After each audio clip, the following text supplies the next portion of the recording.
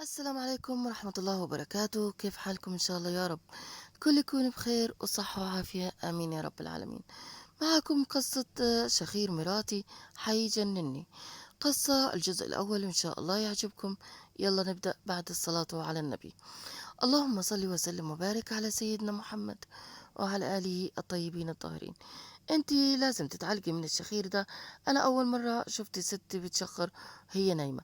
انت اول مرة تكلمي بالاسلوب ده يا هاني من يوم ما اتجوزنا. انتي مش طبيعية علشان عرفتي يا ايناس. مش قادر استحمل السيمفونية اللي بتعزفيها كل يوم دي. ايناس بتتصدم من هاني. وهاني بيزعق لها بشكل ده اول مرة يكون حد كده. مش هرد عليك يا هاني، شكلك متضايق من اي حاجة وعايز تحط غلك فيا، وانت مش عارف نفسك بتقول ايه. انا مش مجنون يا ايناس، لاني قلت لك مليون مرة تروح لدكتور انف واذن وحنجرة يشوف لك حل الشخير ده الاول. انا زهقت خلاص من عشتي معاكي. من غير تريقة لو سمحت، لأن التريقة أحيانا بتكون جرحة. هاني بغضب مستفز كلمة وقاحة وقاحة وبيضربها بالقلم على وشها. إيناس بتتهز كلها من الألم، ووقفت مكانها وبتصرخ انت بتضربني ليه؟ وحاول تمسك نفسها ودموعها نزلت على خدها. هي حصلت انك تضربني بالقلم يا هاني؟ ورحمة امي ما انا قاعدة لك في البيت ولا دقيقة. في 60 داهية على الاقل ارتاح شوية من القرف ده اللي انت بتعمليه كل ليلة. حسبي الله فيك. وراحت لمت هدومها. طلع هاني من البيت وخبط الباب ورا. وهاني بياخد شنطته بالشغل بتاعه وطلع من البيت غضبان. إيناس بدأت تنهار وتنفجر بالبكاء بعد ما مشي. آه، كبريائها خلاها تمسك نفسها من البكاء قدامه، وأثرت لنفسها. والضربة اللي ضربها إياها مش قادرة تنساها. نزلت بعصبية، دخلت أوضتها مندفعة وبدأت تجمع بهدومها. هي بتعيط وتنزل بسرعة تاخد تاكسي. أول تاكسي شفتها قدامها وراحت عند أبوها ومرات أبوها وإخوتها من أبوها. حالتها النفسية كانت سيئة جدا، ومش قادرة تاخد نفسها من البكاء ومن شدة آه، البرد. في أي آه، من شدة البرد كانت مش قادرة تقف على رجليها. أبوها قال لها أنت متضايقة منه؟ ليه سبتي البيت وجيتيني زعلانة؟ وإخوتها من أبوها عايزين يروحوا يتخانقوا مع حاني لأنه ضربها. مرات أبوهم متعاطفة معاهم وتحاول تهديها. ده بيقول لي إني بشخر يا بابا وأنا نايمة يا طنط. أنا هاني مش طبيعي الأيام دي، مش طبيعي خالص. أكيد في حاجة مش طبيعية يا بنتي. أهو انتوا ليكم سنة ونص متجوزين وعمره ما قال انك بتشخري، ولا حتى عمره اشتكى منك. ايه الجديد بقى اللي مضايقه منك؟ الاب متضايق وخلاص. سواء بتشخر او مش بتشخر لازم ترجع البيت جوزها دلوقتي حالا كلامه وتروح تكشف عند اي دكتور هو عايزه. اكشف ازاي يا بابا؟ على ايه؟ مفيش حاجة تستدعي للكشف اصلا. حتى لو مفيش لازم تسمعي كلام جوزك يا بنتي. مرات الاب تتكلم بمنتهى الادب، بمنتهى العنف مع جوزها. انت اتجننت يا مرتضى؟ عايز بنتك تكشف على الشخير عندها عند الدكتور وهي مش بتشخر اصلا؟ ايه الاستهبال بتاعك ده؟ مش احسن ما يطلقها وتقعد في وشنا طول الوقت او تطلق بكرامتها احسن؟ مليون مرة بتقول مرات ابوها تطلق وتقعد في عيشتها معانا وأوضتها لسه موجودة على حالها. انا بقول ايه، تروح الدكتور احسن. هي بتشخر اكيد جوزها هو اللي يعرف اكتر.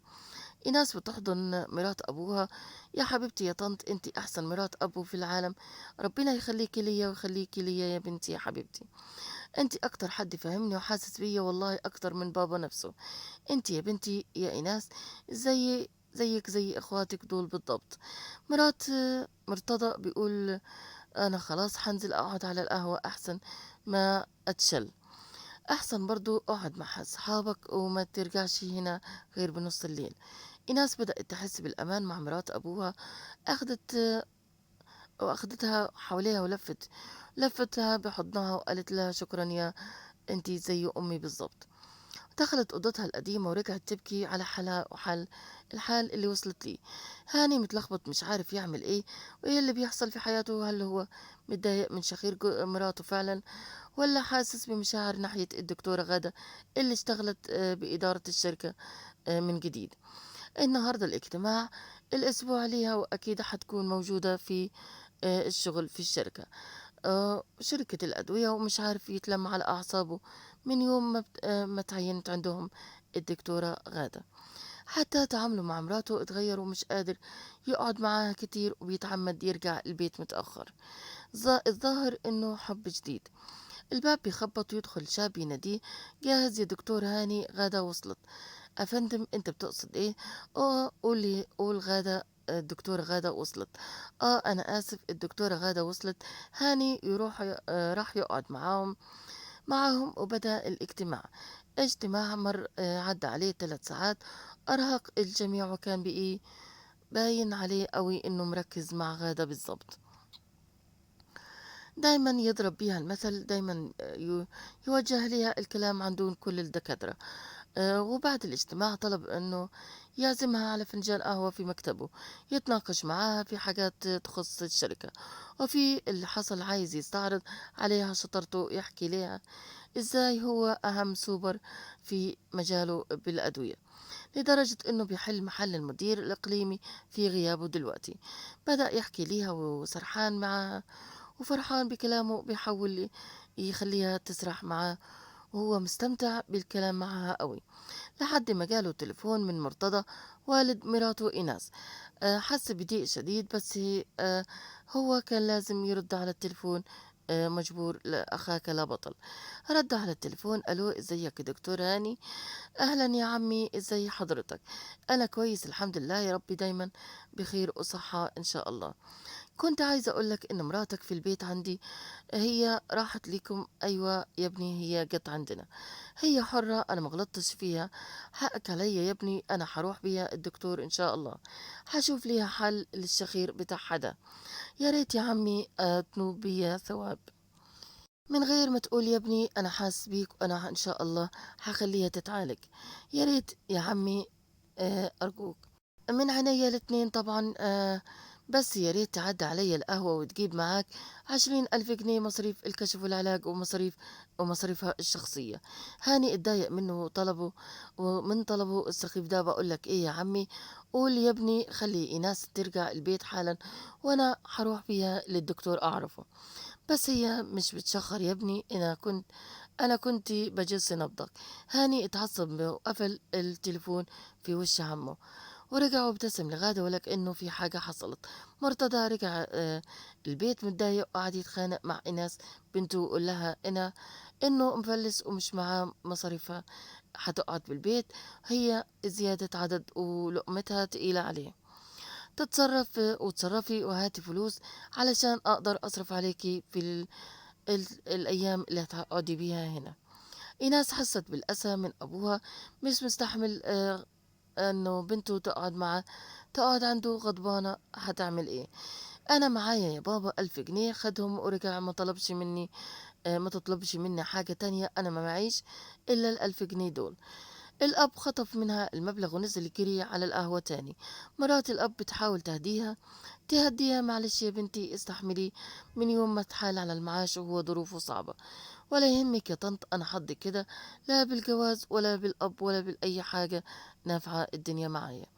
إيناس بتحس إنها منهارة، وبتفتح شنطتها، بتشرب حبوب مهدئة علشان تعرف تنام. إيه ده يا بنتي يا إيناس؟ دي حبوب مهدئة يا طنط، كتبها لي الدكتور عشان أعرف أنام. إيناس دخلت تنام وسابت مرات أبوها قدام التلفزيون. الساعة 1:30 بالليل. رجع الأب على البيت. مرتضى رجع من القهوة وماسك بإيده سيجارة، وبيفتح الباب. دخل بيشغل النور عن يمينه، وراح ناحية طفاية السجاير. سمع صوت غريب: أخ أخ إخ. صوت شخير فظيع فظيع جدا. بدأ يرتبك وجسمه يرتعش من الخوف. أعوذ بالله من الشيطان الرجيم. أسنانه بدأت تخبط ببعض، والصوت بيرتفع وينخفض حوالي نادى امراته، لكن الصوت مش طالع منه. الحقيقة يا تلحقيني، والشخير عمال يطلع سيمفونية غريبة في وسط البيت. صوت طالع من بطنه. مسك الطفاية ودفعها على الأرض والترابيزة واتكسرت، عملت صوت جامد، والكل صحي على طريقة مرتضى اتفزع من الصوت. الطفاية وقعت مكانه على الأرض، ووشه اتغير وجاب ألوان. إيناس وآيات والولاد قاموا جريوا على مصدر الصوت وشافوا مرتضى على الأرض. كان شكله غريب وخايف قوي ومرعوب من الصوت. بيقول لهم ده العفريت اللي في العمارة القديمة اللي في جنبنا. لكن آيات قالت لهم عن المفاجأة، إن إيناس بدأت تشخر بعد نص ساعة من نامت من أول الليل. كان الصوت ده كان صوت شخير إيناس، مش صوت عفاريت. ولا تخاف ولا يكون عندك فكر. وإن هاني جوزها كان عنده حق. الكل مستغرب. إيناس عمرها ما كانت بتشخر وهي نايمة. إيناس كانت هادية وبتنام بكل روقان. مرتضى زعق ليها: انت لازم ترجعي البيت، تعتذري لجوزك وتروحي معاه عند الدكتور وتشوفوا ايه سبب الشخير ده. ارجعي لجوزك. ارجعي ازاي يا بابا؟ ده ما افتكرش يجي ويسأل عليا ولا فكر يكلمني اصلا. مستحيل اهين كرامتي وارجع له بنفسي وانا نفسي مكسورة. مستحيل من سابع المستحيلات. انا مش ضامن جوزك يعمل معايا ايه. وانا خايف يطلقك وتقعدي في وشي طول العمر. مش حيطلقني يا بابا، هاني بيحبني قوي. اتنيلي يا بنت، هو لو بحبك كان سأل عليكي اصلا. آيات مرات الأب بتبص ليها: أنا عندي فكرة تخليكي ترجعي لجوزك معززة مكرمة وتكشفي كمان عند الدكتور. إيه الخطة اللي هي مرات أبوها آيات عايزة تعملها مع بنت مرات مع إيناس علشان ترجعها لجوزها معززة مكرمة؟ إيه شو الخطة وشو التفكير اللي رايحين يعملوه علشان يخلي جوزها يجي لعندها؟ إن شاء الله بكرة بالجزء الثاني بنعرف شو اللي راح يحصل.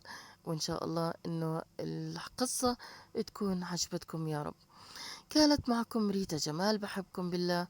هاي أول مرة أعمل قصة بأجزاء على القناة هاي. يا رب تكونوا استمتعتوا معي وتنتظروا مني الجزء الثاني إن شاء الله. علقوا بتعليق حلو منكم. بفرح كتير والله لما بشوف تعليق منكم. إن شاء الله تكونوا استمتعتوا معي. بحبكم بالله. لا تنسوني من دعوة حلوة منكم. الله يفرجها علينا وعليكم. السلام عليكم ورحمة الله وبركاته. سلام.